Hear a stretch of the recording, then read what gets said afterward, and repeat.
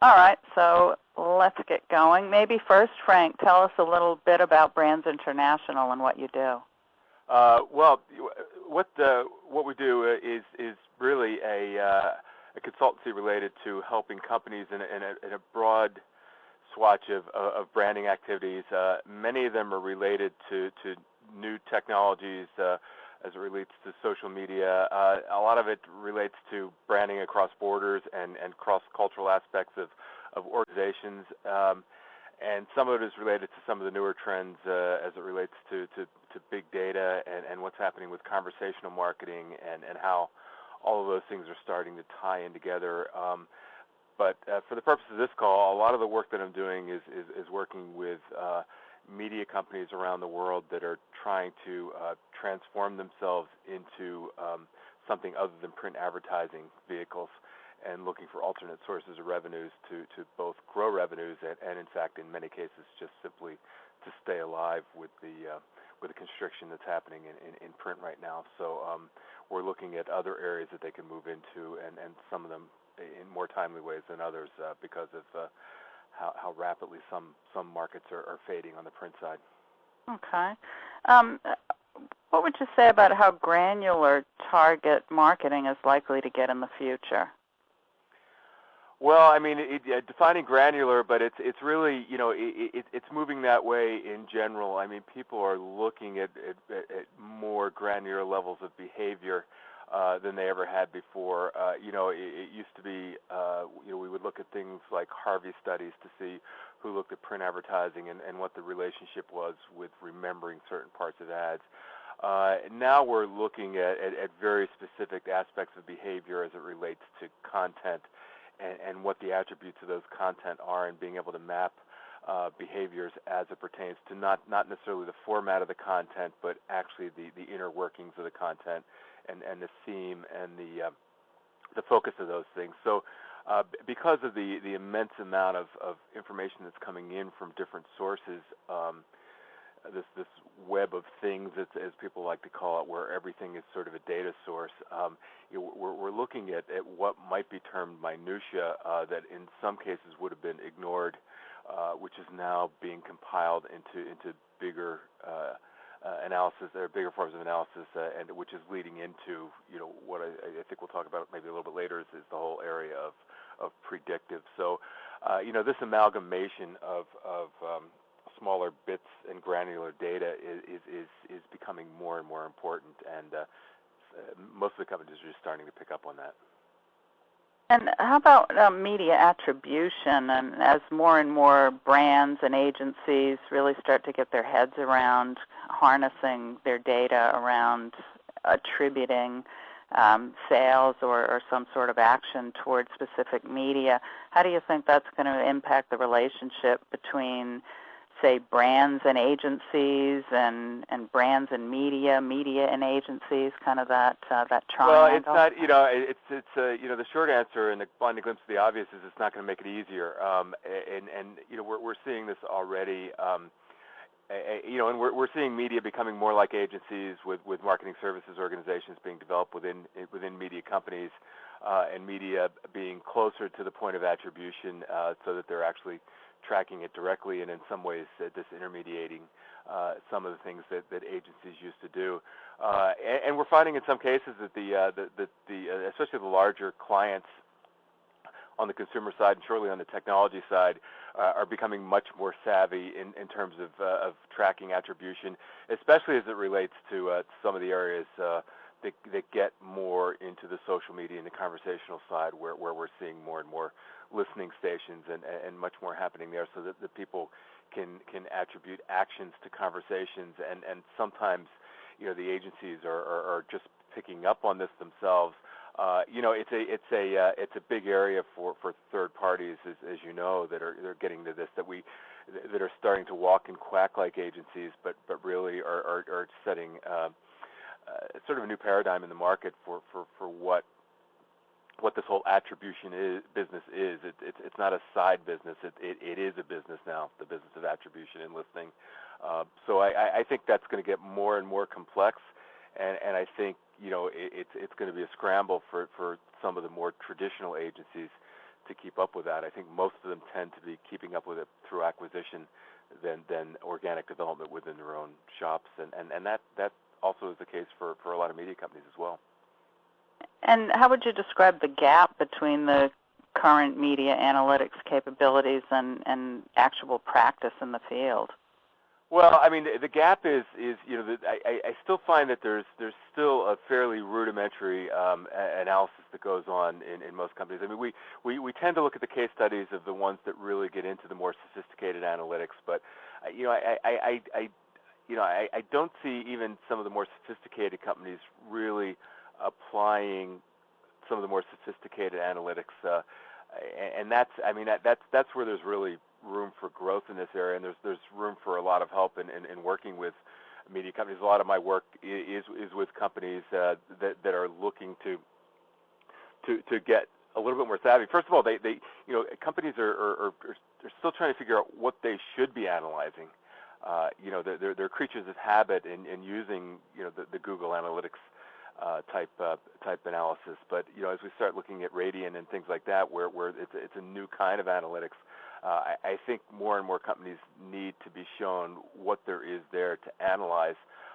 Otherwise, they're going to revert back to past practices and just simply go for the basics. I mean, a lot of the companies that I'm working with are just analyzing content type, whether it's a webcast or a white paper or a news article, and really just very happy knowing that kind of thing without even really looking at the next layer of engagement, and that whole area of engagement could be defined in a lot of ways, but that engagement metric is still ill-defined and really light in terms of what's being analyzed with any kind of depth, unless you really start getting into some of the more really serious consumer companies and companies like Dell that really live and breathe this kind of stuff. On the broader scale, even some of the fast-moving consumer companies that I've worked with are still really, really at a very basic level. Well, and it would seem like with all of the data sets out there, it would be overwhelming to many marketers and even media in terms of where do they even start. What advice might you give to a marketer or a media company trying to come to grips with all of this right now? Well, I mean, you have to start looking for new people. I mean, it's a new way of thinking, and you can teach an old dog new tricks, but I mean there are people out there that are getting more into the analytics side and then more into the behavioral analysis and the predictive behavior side. That what's generally called the quants out there, and even if you're not ready to hire people like this, I work with companies and I do it myself. I sort of keep an open job spec open in my business where I just interview people for the exercise of it because I want to see how these new people think in terms of these new analytics, and some of them come from a traditional online legacy in terms of their careers. But there is this new form of marketing technologist that's starting to develop right now that has much more of a quantitative way of thinking. And there's at least here in the States, there's an enormous shortage of them. We're supposed to be short about 190,000 over the next few years. So keeping an eye out for that kind of person, even if you're not ready for them yet, just to see how these people think differently from an analytical point of view and how they take obscure data and bring it into some kind of usable format, especially unstructured data, the conversational data and the stuff that isn't like, fields on a database. That whole area of unstructured data is a place that people really need to be looking at and finding people that can make some kind of suppositions and predictions out of that kind of analysis. And it's still very, very young. Some people are suspicious that it's even going to happen, but I think when we look back of where we were 5 years ago with conversational marketing and where we are right now, it's we could see what's happening there. Yeah, I think I heard someone recently kind of talking about the same sort of concept and saying, what we're really looking for is unicorns that don't really exist out there yet, but these are the kind of people we're going to have to be hiring in the next few years. Exactly, and I term it as we're mad men meet math men. Yes. And that's, I mean, this is really where the migration is that we need that area. You know, I use the metaphor of biophysics of you know, people that take biology courses and physics courses aren't necessarily biophysicists. It's a real field of study of its own. And when we look at marketing and technology, we come under this the impression that if you take marketing courses and you take IT courses, that you're a marketing technologist. But it's the same as biophysics. It's a unique body of study itself where both of these are integrated. You can't take one and the other and come up with a person to make them a marketing technologist. I mean, they're going to be better than the average person that doesn't have one skill or the other. But this new double deep skill or triple deep skill that people are coming out with is going to be more and more important. And it's good to get these people. You might not be able to keep them very long because they tend to be hot commodities and go to the higher bidder. But you have to start talking to these people just to see how they think, so you know where you stand in terms of the evolution of your business right now. Well, and this really sort of fits in with something we're hearing from some of our clients now around that kind of a friction maybe between IT and marketing departments. So how would you describe that intersection of IT and marketing and the companies you work with, and what's driving? Yeah, I would go beyond kind of friction, and you know, there is friction, and it's of a major scale.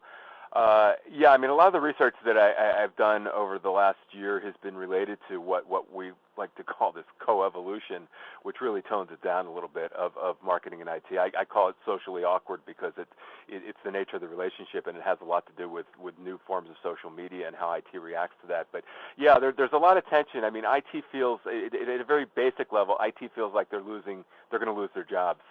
And they're going to lose their jobs to phantom IT organizations that marketing is bringing in.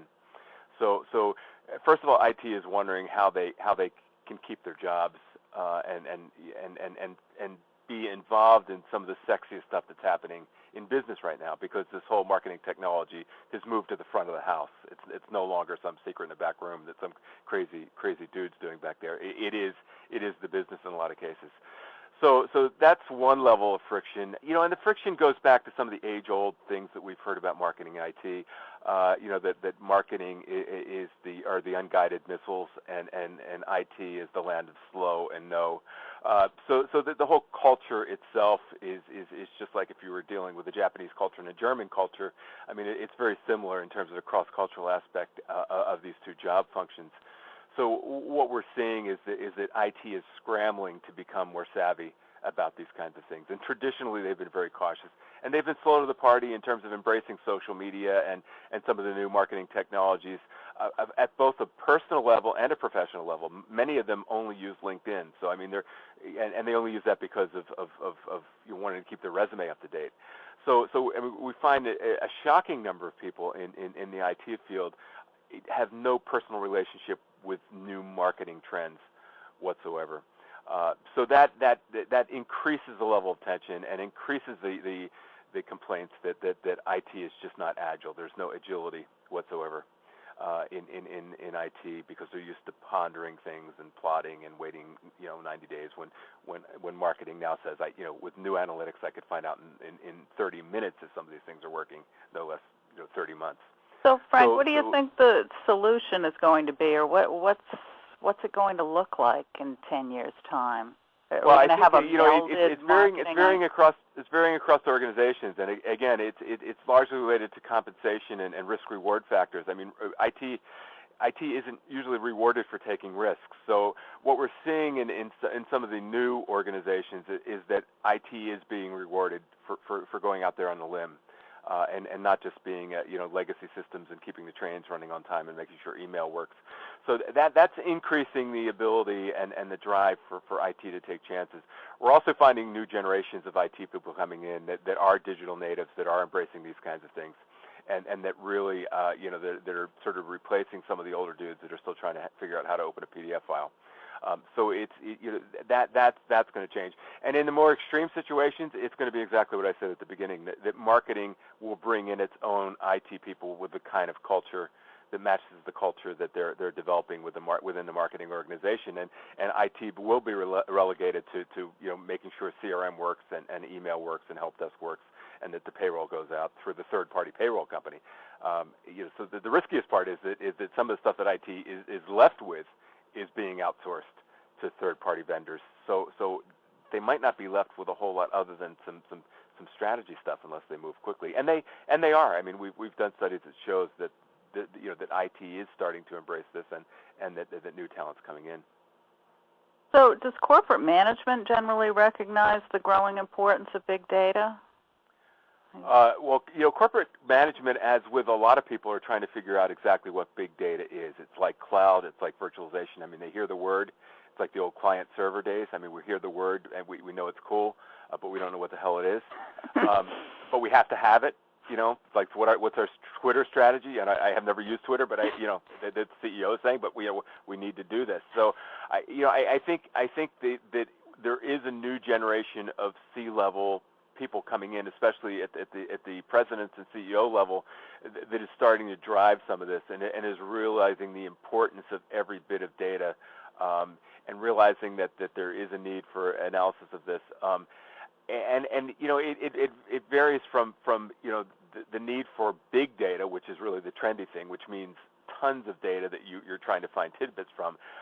But most companies are really needing to start at analyzing small data. Like, what are the small pieces that we do have? How can we turn small data into bigger data before we even get to big data? And I think it's a mentality change that it's data beyond just our mailing lists and our databases and our CRM system.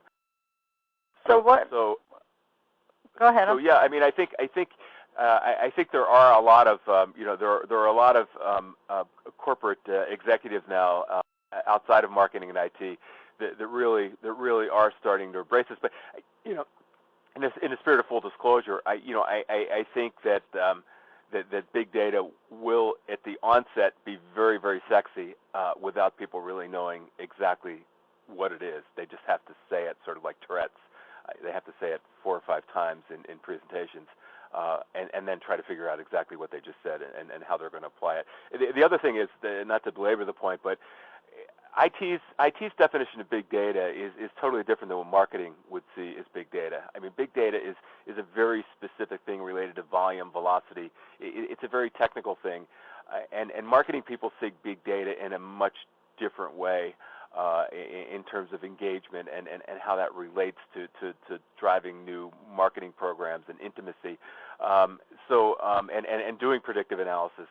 So there has to be a meeting of the minds of which culture the actual term is going to reside in, and that's I see that every day, because everybody likes to bring in a consultant to talk about how to transform their company into a big data company, especially media companies. They're still trying to transform themselves into a data company, like a database company, where they have fields on their database with an email address and a phone number.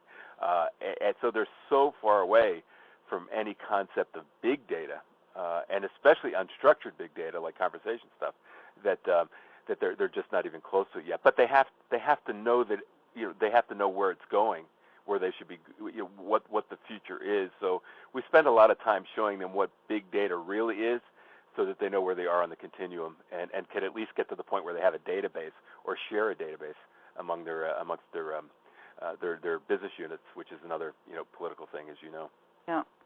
So what brands specifically, or kinds or categories of brands, are best prepared for leveraging this kind of data? Well, my feeling is that anytime that there's a considered purchase, a longer purchase cycle, or whatever you want to call it, buying journey. Everybody in every business has some new name that they want to lay on top of it. That implies that there's more interactions to be had. There's more tidbits out there. There's more bleeps on the radar that show something that might be more predictive, because there's an evolution in terms of owning the product, and then there's an evolution in terms of purchasing a new version of it. So this whole version control and things like that. So anytime that there's migration between an older and a newer product or a new technology, I think opens itself up very well to getting into more predictive analysis and maybe even analyzing predictive behavior. Obviously, on the consumer side, where you're having massive numbers of retail transactions, we've talked in the past about the Target case study where they found out that someone was in their first pregnancy through some obscure data points that they were picking up that had very little to do with pregnancy, but really showed those bleeps on the radar. I think in massive retail you'll see that, and probably in some areas of finance where you have the ability to do microtransactions in millions and millions of circumstances that you can analyze. It becomes more and more difficult for some of the smaller companies that have the inability to integrate broad swatches of data. But I think when I look at the work that I've done in the past and some of the work that I'm doing right now in IT, those areas are ripe for it, and I think that's when you look at pharmaceuticals, and that whole area. I do some work at healthcare IT. Healthcare is another one. Some of those have massive amounts of data that really are just sitting on the side that they don't know how to use, and I think starting to structure some of that becomes important. And last but not least are categories that have a heavy conversational element in terms of their marketing mix, where there are communities where they are able to take highly unstructured data and turn that into data, real data, like what's happening in the conversations here, what's this telling us? Can we make predictions off of these massive interactions on communities? I think that's going to be the next area where companies are getting more and more involved in. But most companies are still trying to figure out communities, and most of them still think that communities are bloggers. So it's really, we're still in the Stone Age in some ways. And yeah, well, I guess that begs the question: how far away from truly predictive marketing analytics are we? Well, I mean, I think it's there in some of the enormous organizations, obviously with the WalMarts and Targets, and you look at companies like Capital One, and they're known for big data, predictive analysis type stuff. At the other level, like I said, I think some people are going to feel very satisfied calling it big data, but I don't think we're even close to what the real definition of it is. It doesn't mean that we have to be at what the real definition of big data is, because it's the same thing with if we go back to some people doing performance-based advertising. For some people, doing performance-based advertising, at a CPL or cost per lead basis is revolutionary. I mean, it's just the fact that they have a database that they can mail to and get leads from is really move them into the next generation. So, I work with a lot of companies that really are just trying to get into the performance-based advertising model, and they think that is, and they're right in thinking so, that is in their own world big data, which is fine because they can nurture leads and they can make assumptions based on somebody engaging 2 or 3 times, and that is big data. And I'm not in a position that I should convince them otherwise, because compared to many other companies that still don't have email addresses or phone numbers or company sizes, they are in big data compared to those companies. Mm-hmm. Yeah. So from your perspective, what do you think marketers are most concerned about over the course of the next 12 to 24 months, or maybe what should they be most concerned with? Well, I mean, marketers are concerned with first of all, I mean, again, it's a blinding glimpse of the obvious. They're concerned about getting enough budget to do what they have to do. They're also concerned about the fact that there's the perception that some of these new social media channels don't require very much investment, that they're sort of out there for free. So they're always battling, just like media companies battling the lower cost of banners versus what the $30,000 page used to cost. They're battling keeping budgets. The 21st century marketer is more interested in new forms of engagement and looking at the new metrics that are related to these new geolocation type applications, and looking at what they can do to reinforce the ROI on something that's still very, very sketchy. I mean, it goes back to you and I when we were in our early days of brand advertising, that we knew it took a long time to work, and we were always telling our clients that this isn't something you can map year. The paradox of the new 21st century marketer is that we have instantaneous analytics, but we also have instantaneous. That also implies that we have instantaneous ROI, which no marketer really likes to show that it didn't work immediately.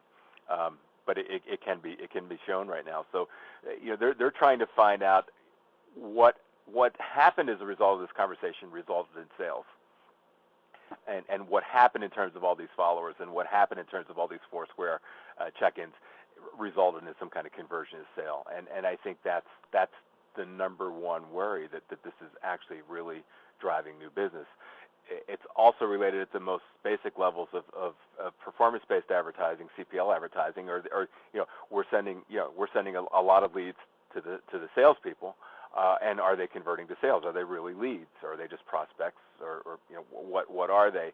So as leads become more commoditized, they become less actionable in many cases.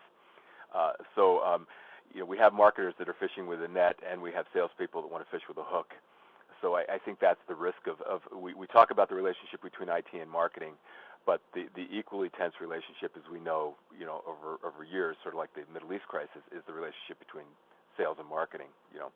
Thanks for the 10,000 leads, but I can only use 50, and I've got to put the other 9,000 into the CRM system regardless, and I don't have the time to just put stuff in there as sort of the new time card of the new millennium of just showing that I've done my work for stuff that's not going to result in sales. Yeah, some things never change. Yeah. Frank, I think that's the end of the questions. Okay. So let me turn us off.